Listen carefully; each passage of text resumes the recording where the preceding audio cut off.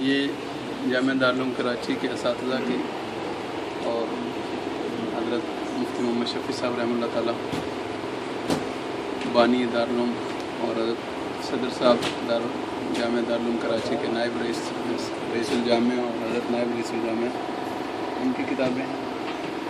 اور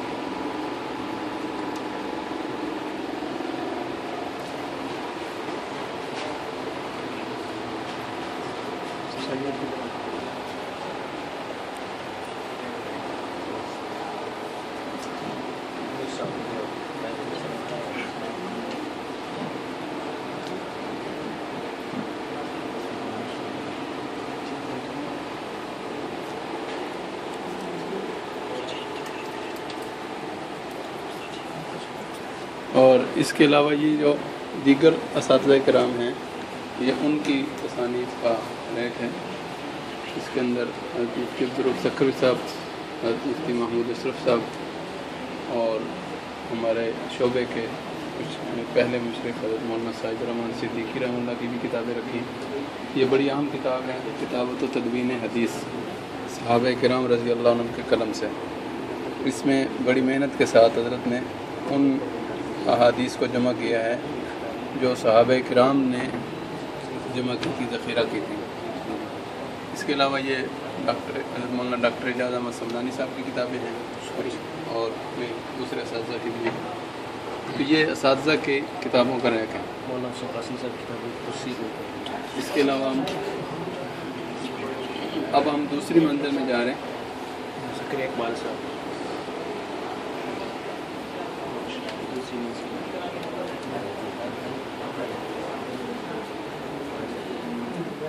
یہ اساتذہ کرام کی نشست کا ہے.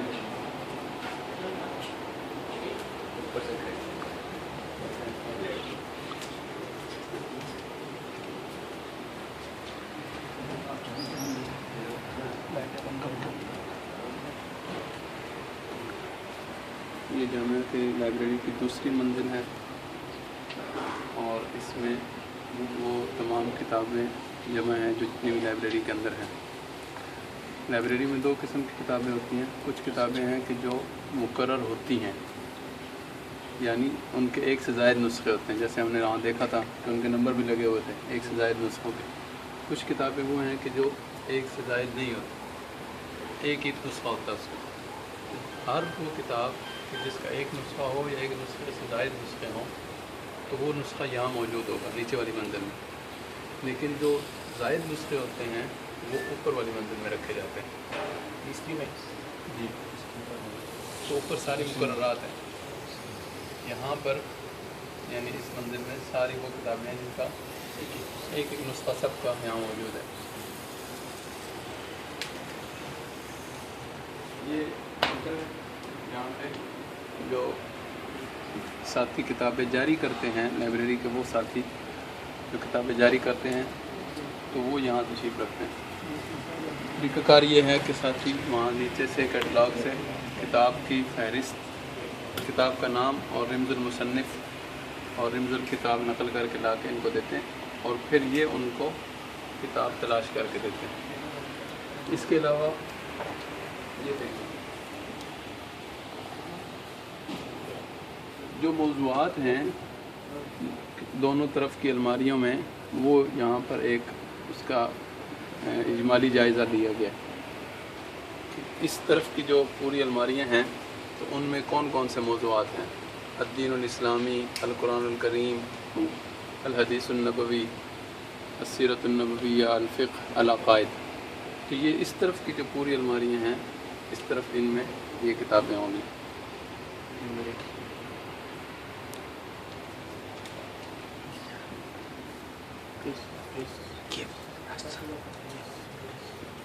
اس کے بعد دوسری چیز یہ ہے کہ یہ ہر کتاب، ہر الماری کے اوپر یہ ایک چھوٹا سا یعنی اجمالی فہرست لگی ہوئی ہے کہ اس الماری میں کس کس فن کی کتابیں ہیں.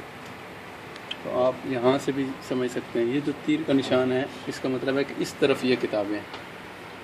کتابوں کی فہرستیں ہیں فلسفے کی، علم النفس کی، اور اس طرف منطق، اخلاق، فلسفہ، یہ ساری چیزیں اس طرف ہیں اس الماری کے اندر.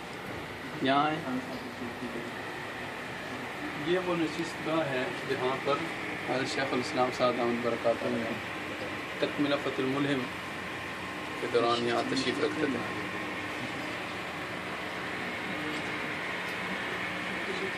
یہ ایک بڑی اہم کتاب ہے.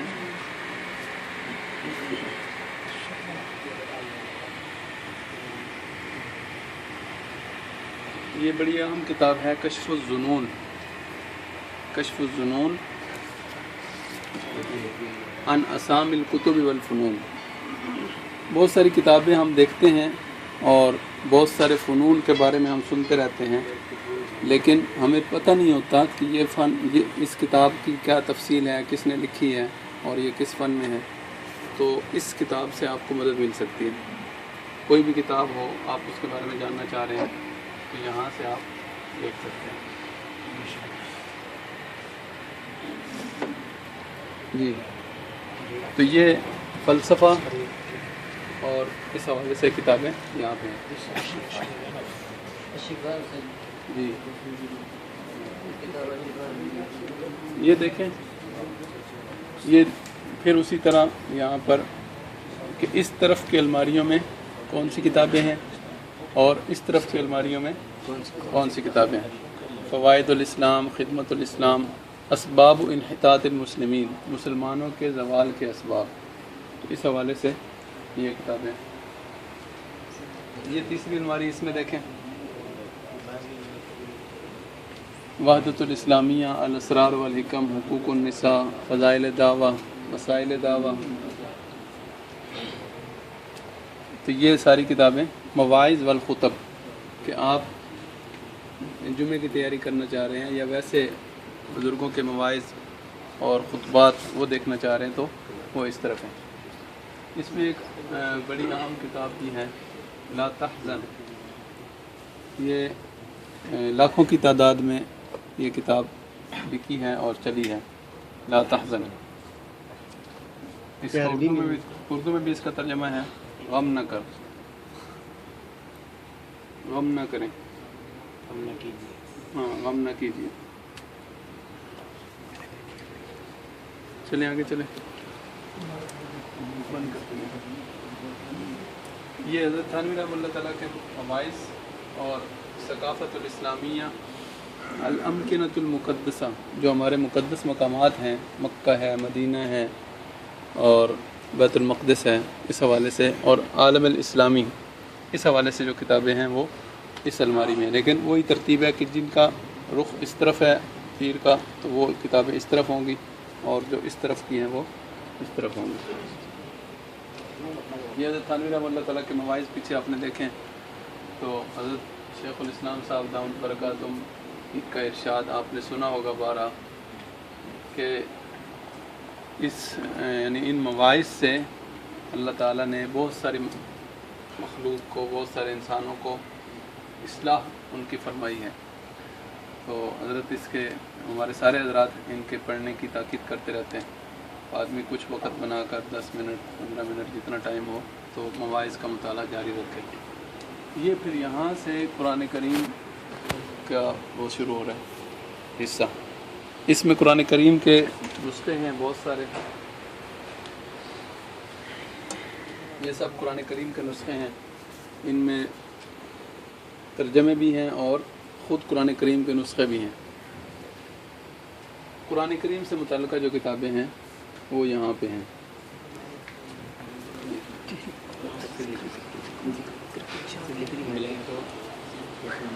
یہ تفاسیر جو ہم نے نیچے دیکھا تھا، التفاسیر الکاملہ بالعربیہ، چونکہ عربی کی تفسیریں کافی ساری ہیں تو یہ پوری الماری جو ہے وہ عربی کی تفسیروں کی ہے.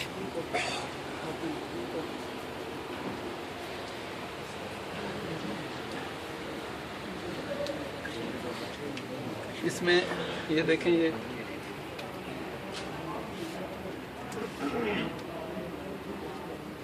یہ تفسیر تبری ہے جو مشہور تفسیر کہلاتی ہے، تفسیر تبری. اسی طریقے سے یہ تفسیر منیر ہے، یہ بھی بڑی اہم تفسیر ہے موجودہ اس کے لحاظ سے. یہ تفسیر کبیر ہے امام فخر رازی رحمۃ اللہ تعالیٰ کی.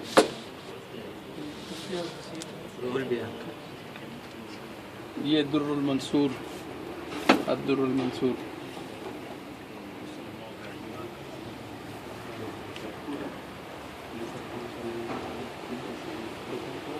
اس کے بعد یہ دیکھیں تفاسیر الکاملہ بالاردیہ، اردو کی جو تفسیریں ہیں وہ اس طرح ہیں.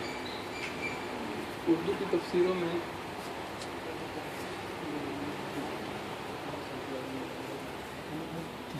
معارف القرآن ہے، یہ نیچے رکھیں.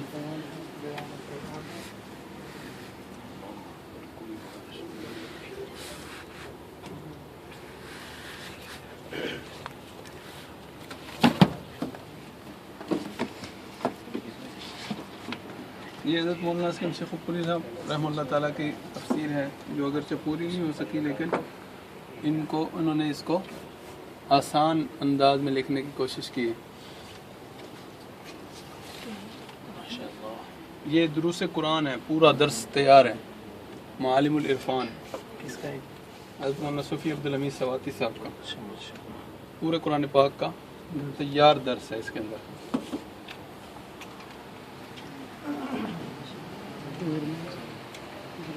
یہ تفسیر عثمانی آسان ترجمہ قرآن.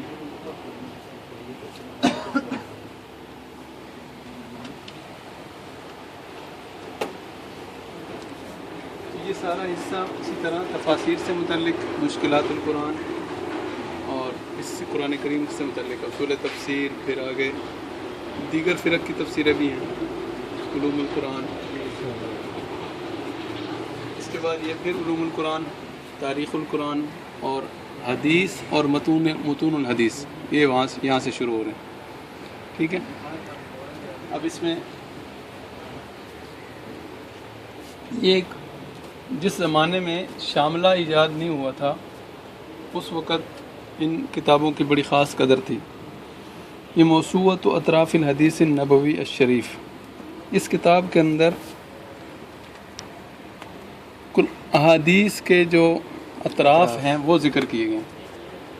اب کوئی بھی حدیث ہے جس میں آپ کو کوئی طرف یاد ہے، کوئی حصہ یاد ہے، تو آپ حروف تہجی کے لحاظ سے یہاں اس میں سے حدیث تلاش کر سکتے ہیں. پھر اس میں یہ اس کے وہ دیے گئے ہیں کہ کس کتاب میں کس حصے پر، یعنی کس جلد میں اور کس مقام پر یہ حدیث موجود ہے، تو وہ اس کی پوری تفصیل یہاں دی گئی ہے. اسی طرح ایک کام یہ ہوا ہے حدیث الفاظ پر، المعجم المفہرس لالفاظ الحدیث النبوی. یہ ایک مستشرق کا کام ہے، رتبہ و نظم لفیف من المستشرقین. مستشرقین نے یہ کام کیا ہے، اور لیکن کام بہت محنت والا کام تھا جو کیا گیا. اس کے اندر بھی اسی طریقے سے احادیث کے جو الفاظ ہیں اور ان کو ذکر کر کے اس میں احادیث جمع کی گئی ہیں. اچھا، اس میں پھر آگے یہ دیے گئے رمز. ان رموز کی کسی بھی کتاب میں جو رموز استعمال ہوتے ہیں تو وہ شروع میں ان کی وضاحت کی جاتی ہے کہ بھئی ہمارے ان رموز سے ہماری کیا مراد ہے.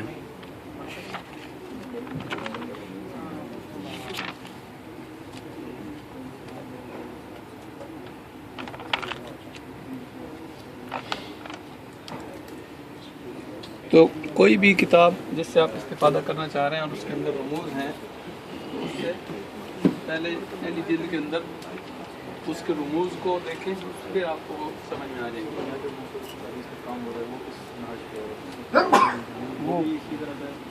وہ اور طرح کا کام ہے. اچھا، یہ دیکھیں المتون غیر السیاہ ستہ، مسانید اور سنن، یہ ساری حدیث سے متعلق کتابیں ہیں. آگے آ جائیں. یہ بھی معاجم، زوائد، تجریدات، ترتیبات، اجزاء، اربعینات، منتخبات والمجموعات. یہ 40 حدیث. یہ شعب الایمان، یہ کس کی لکھی ہوئی ہے؟ امام بیہقی. کون سی 40 حدیث؟ وہ اور اس کی طرف ساری ادھر رکھی. اچھا، یہ ایک کام کیے ہیں بانی صاحب نے، اس سے واقف ہونا چاہیے، اس سے یعنی اتفاق ہو یا نہ ہو. سلسلۃ الاحادیث النبویہ اور سلسلۃ الاحادیث الصحیحہ اور سلسلۃ الاحادیث الضعیفہ، یہ انہوں نے 2 کام کیے۔ انہوں نے کام یہ کیا ہے کہ سیاہ ستہ میں سے ہر حدیث پر اپنے لحاظ سے انہوں نے تحقیق کر کے اپنی شرائط کے مطابق بعض احادیث کو صحیح قرار دیا اور بعض کو ضعیف قرار دیا۔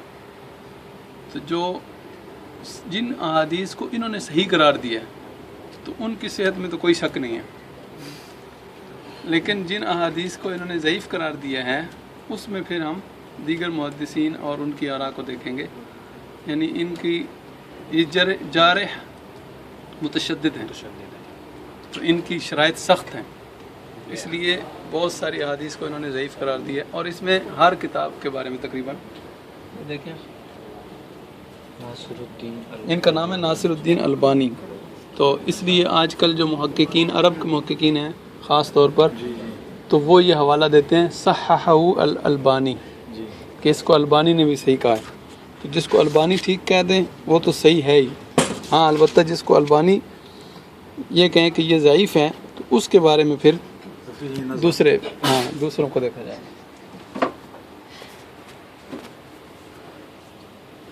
چلیں آگے چلیں۔ اسی طرح کا ایک مجموعہ یہ بھی ہے موسوعۃ الاحادیث والآثار الضعیفہ والموضوعہ، اس کے اندر ضعیف اور موضوع حدیث سے جمع کی گئی ہیں۔ تو یہ حوالے کی کتاب نہیں ہے، یہ بلکہ بتانے کے لیے ہے کہ بھئی یہ حدیث ضعیف ہے اور موضوع ہے، ایسا نہیں کہ بھئی حوالہ دیں کہ وہ موسوعۃ الاحادیث ضعیفہ میں یہ حدیث موجود ہے۔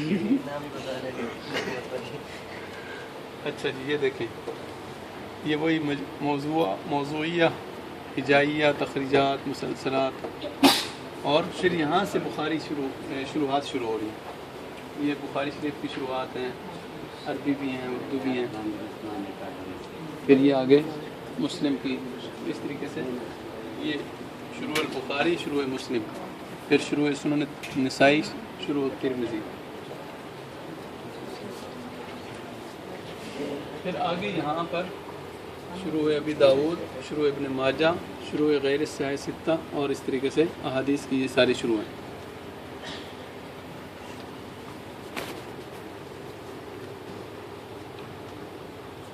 یہ اعلاء سنن ہے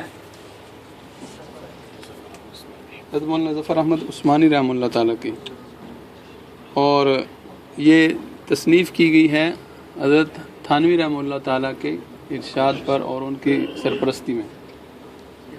عام طور پر ہمیں جب ہم باہر جاتے ہیں تو ایک بڑی بات ہمیں یہ سامنے آتی ہے کہ لوگ یہ کہتے ہیں کہ بھئی قرآن حدیث کی بات کریں، اور ہمارے جو پاکستان کا قانون ہے تو وہ بھی یہی ہے کہ قرآن و سنت کے مطابق قانون سازی ہوگی۔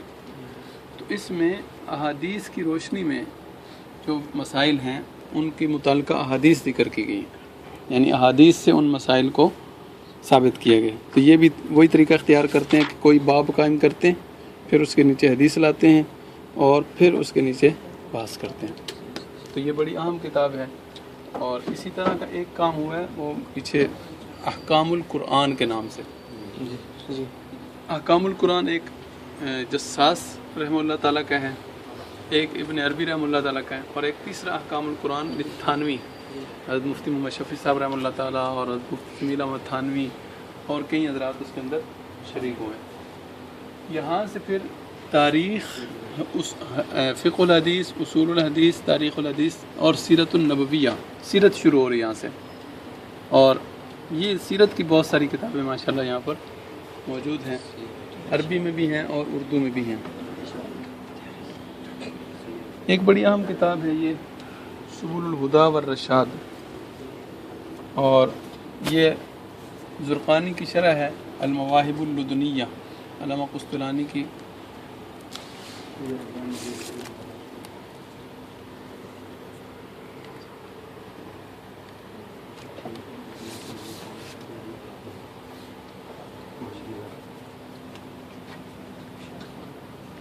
یہ دیکھیں، یہ ایک بڑی اہم کتاب ہے موسوعۃ السیر۔ تو اس میں پہلے ہے السیرۃ النبویہ،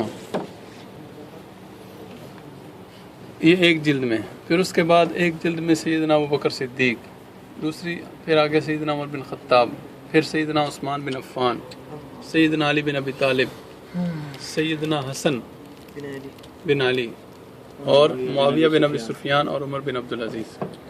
تو یہ پورا ایک بڑا اہم مجموعہ ہے، اور اس کے اندر یہ ساری آپ کو اکٹھی چیزیں مل جائیں گی.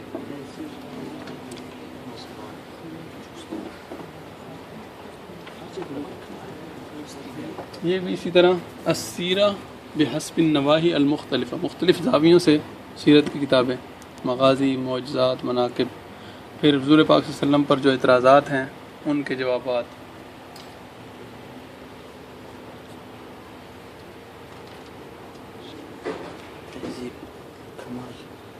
یہ پھر اسماء الرجال، اس کے بعد یہاں سے شروع ہو جاتا ہے. یہ دیکھیں رجال الحدیث، طبقات المحدثین، ٹھیک ہے، تو اس کے بارے میں پھر وہ شروع ہو جاتا ہے. صحابہ کرام کے حوالے سے ایک یہ کتاب ہے الاستیعاب، معجم الصحابہ، اور یہ بڑی مشہور کتاب ہے اسد الغابہ، ٹھیک ہے. اور اسی طرح الاصابہ، سیر الصحابہ، تو یہ بڑی اہم کتاب ہے. جی حیات الصحابہ بھی ہوگی.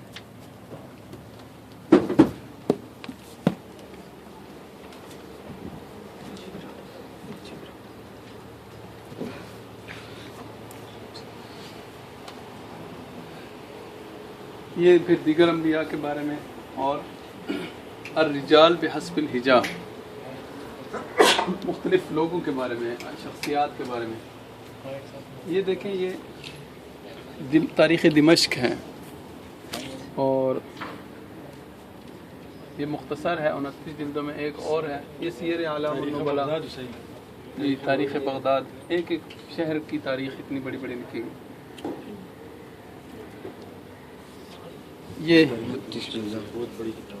یہ تاریخ دمشق دیکھیں 62 جلدوں میں، صرف دمشق کے بارے میں. دمشق اور تاریخ وہ ایک طرح سے اس میں پوری اسلامی تاریخ ہی آ جاتی ہے. اسلامی تاریخ کا بڑا ذخیرہ ہے. لکھا ہوگا کی تصنیف. یہ دیکھیں وفیات الاعیان، مشہور لوگوں کے، ابن خلقان رحمہ اللہ تعالیٰ کے.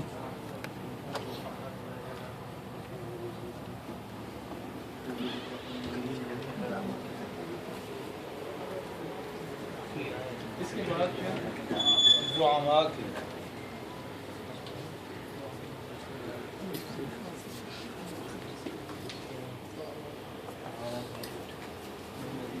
یہ ایک کتاب ہے مشاہیر بنام مولانا سمیع الحق صاحب. حضرت مولانا سمیع الحق صاحب کی یہ خطوط ہیں جو ان کے پاس مختلف حضرات بھیجتے رہے، اور جو انہوں نے دوسروں کو لکھے، وہ پورا مجموعہ انہوں نے اس میں شائع کر دیا. تو اس میں بڑی بہترین کتاب ہے.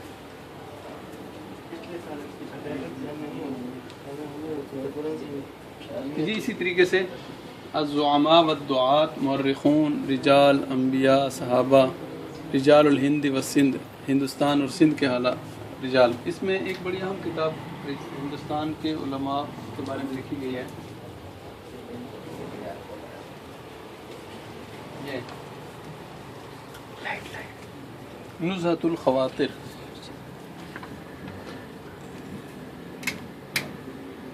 یہ بڑی اہم کتاب ہے، اس کا یہ ترجمہ بھی ہے.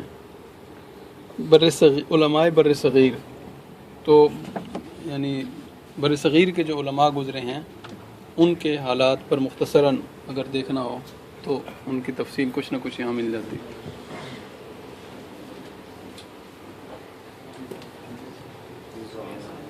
اس کے بعد اسی طریقے سے یہ صوفیہ کے تراجم ہیں، اور بادشاہوں کے، اور دعات کے، مورخین کے. یہ البلاغ کے کچھ شمارے ہیں، خاص شمارے. یہ مفتی محمد شفیع صاحب رحمہ اللہ تعالیٰ کے انتقال پر ایک نمبر شائع کیا گیا 2 جلدوں میں، البلاغ.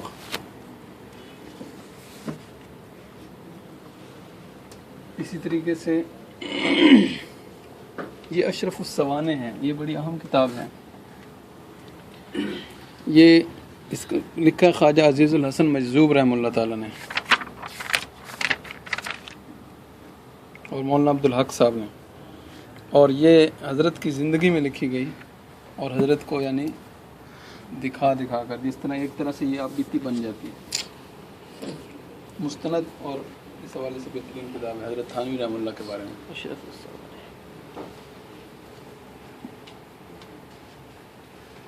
یہ پی ایچ ڈی کا ایک مقالہ ہے. اس طرح کے مقالے اور بھی ہوں گے تو ان سے آپ اس سے جو نا آپ کو خطہ بنانے میں یعنی دیکھنا ہو کہ خطہ کیسے بنایا جاتا ہے، یا کام کا طریقہ کار کیا ہوتا ہے، تو وہ ان مقالوں سے رہنمائی ملتی ہے. جی اس کتاب کا نام کیا ہے؟ اس کا یہ تو مقالہ ہے، شاہ ولی اللہ کے معاشی نظریات کا تحقیقی مطالعہ. بتائیں گے یہ حضرت شیخ الحدیث زکریا قادری رحمہ اللہ تعالیٰ کے ان کے خطوط ہیں. چلیں جی نہیں اچھا. تو یہ اس طریقے سے یہ تو اس کے جہانگیر ہے جو جہانگیر بادشاہ کی لکھی ہوئی ہے، نور الدین جہانگیر بادشاہ. یہ اس کی ایک طرح سے ڈائری سمجھ لیں. یہ تو اس کے بابر کی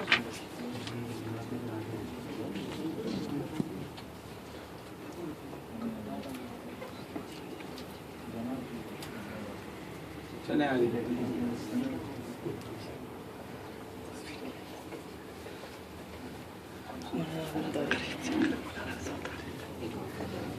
جی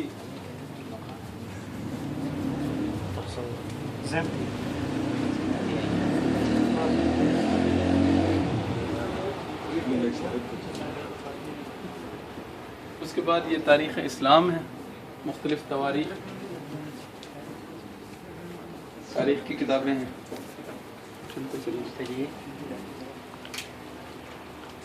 یہ شروحات ہیں اور بعض مسودات اس میں رکھے ہوئے ہیں. اس کے اندر صندوقوں میں مسودات ہیں کچھ. اچھا جی یہ دیکھیں، اگر آپ شہروں کے اور ممالک کی تاریخ جاننا چاہ رہے ہیں تو وہ اس میں ہوگی. اقوام کی تاریخ ایک ہے، تقویم التاریخیہ کیلنڈر ہے، تو اس سے متعلق کتابیں بھی ہیں. یہ ایک بڑی اہم کتاب ہے، الموسوعۃ الفقہیہ الکویتیہ، مشہور کتاب ہے. اس کے اندر یہ طریقہ اختیار کیا گیا ہے کہ جو بھی فقہی ابحاث ہیں ان کو لے کر پہلے اس کی تعریف کرتے ہیں، اور ائمہ اربعہ مذاہب اربعہ کی روشنی میں یہ کام کیا گیا. کیونکہ امت کو بعض مسائل ایسے ہیں کہ اب چونکہ دنیا سمٹ گئی ہے، یہ 45 جلدیں ہو چکے ہیں. یہ مجموع الفقہ الاسلامی حد بھی جاری ہے سر؟ یہ جی ظاہر ایسے ہی ہے. اچھا، مجموع الفقہ الاسلامی ان کے جو قراردادیں ہوتی ہیں اور جو اجلاس ہوتے ہیں ان کی رپورٹیں اور مقالے وہ اس کے اندر شائع ہوتے ہیں. اس میں شیخ صاحب کی بھی بات ہے جی. اچھا جی، یہ اس کا ترجمہ بھی ہو گیا. یہ دیکھیں یہ بھی وہی ہے، مجموع الفقہ الاسلامی ہے. اردو ترجمہ ہے اس کا، لیکن کہاں ہے وہ نہیں.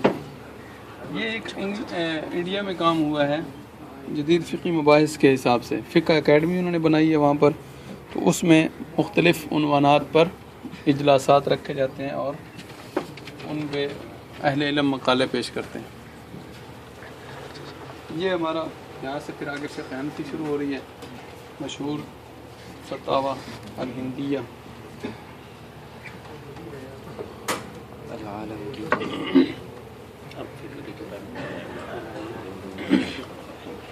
یہ دیکھیں یہاں پر الفقہ الحنفی العام، پھر المتون، الشروع والمفصلات. اب یہ الفقہ الشافعی اس طرف جو شافعیہ کی کتابیں ہیں. اس میں ایک بڑی اہم کتاب ہے المجموع شرح المہذب.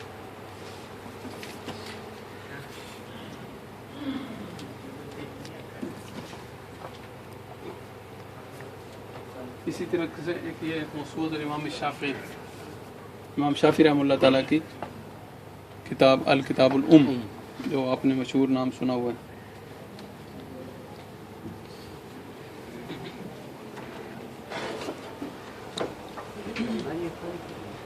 اچھا، یہ دیکھیں اس طرف ہے الفقہ المالکی، الفقہ الحنبلی اور دیگر مذاہب.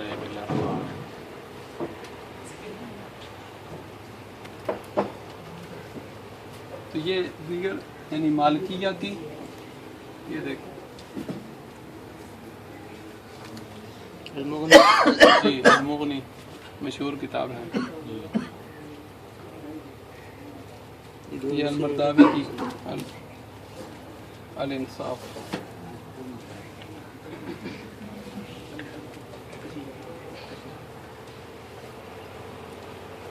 اچھا جی، فقہ الشخصیہ. فقہ الشخصیہ کا مطلب یہ ہے کہ مخصوص مسائل پر، جیسے یہ زکوٰۃ کے بارے میں کتابیں ہیں یا پھر حج کے بارے میں کتابیں ہیں، ایک موضوع پر جو کتابیں لکھی گئیں تو وہ جمع کر دی گئی. یہ بڑی اہم کتاب ہے حج پر، ہدایت السالک.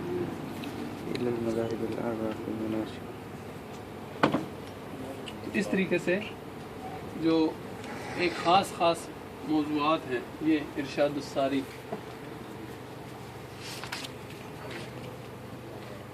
یہ بھی بڑی اہم کتاب ہے. یہ بھی حج پہ، یہ روزے کے بارے میں. چلیں آگے چلیں.